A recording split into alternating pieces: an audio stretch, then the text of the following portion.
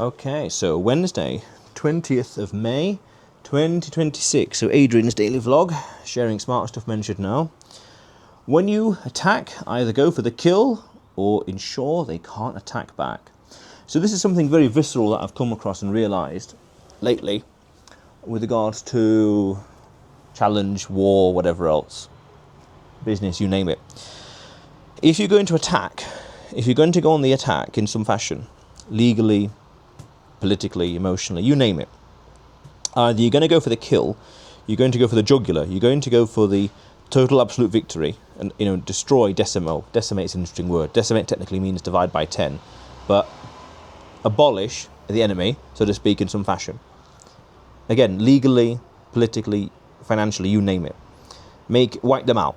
Wipe them out, so no recourse, no parlay, no prisoners, no quarter given, expected or received, things like that. Because you've won total victory. So colloquially you go for the jugular in terms of business or law, you could say. Fair enough. Or you don't do it, you don't attack, so it opens up a front elsewhere. There was a situation where I could easily have said or done this, but by doing that, I would have set the groundwork for an attack over here on a flank, so to speak, using vague language on purpose. I could have gone this way and said or done, or said certain things, but then this flank here will be open, that flank will be open as well. And I thought I'd be better off not doing an attack here because it would reveal two weaknesses over here. Paradoxically, in a situation like that, the best offense is actually your defense and wait and bide my time. But luckily, or fortunately, time's on my side in this particular context. Because remember, about a year or something ago, I did some videos about have time and have laws of physics, have laws of gravity and biology or whatever else on your side, so that the odds are more stacked in your favour. But in this context, I could have gone for the attack, but I realised that no point as well, because time's on my side. There's no point, especially compounding it when you realise that it would have exposed two weaknesses here. There's really no point to it whatsoever. But when you go for the attack, let's say legally, no remorse, no quarter given, no parlay, no.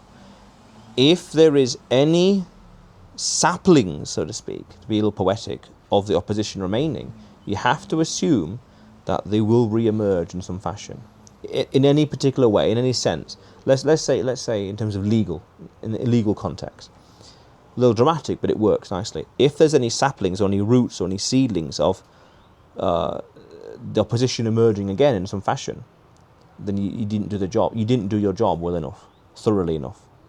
It could create problems further on in the future. There's a little thing called vengeance and revenge that could come back to haunt you in 10, 20 years from now, legally speaking, at least legally speaking. So it's an interesting little thing in life to understand. If you're going to attack, you either go for the kill, go for the jugular, little colloquial phrase, the jugular, or you don't do anything. If they can attack you back in worse ways by setting a precedent in some fashion. If I say certain things, could those words be used against me later on in another battle, let's say, to be poetic again? Well, yes, no, maybe. It's very interesting. These are the kind of things you have to think about in terms of life and business.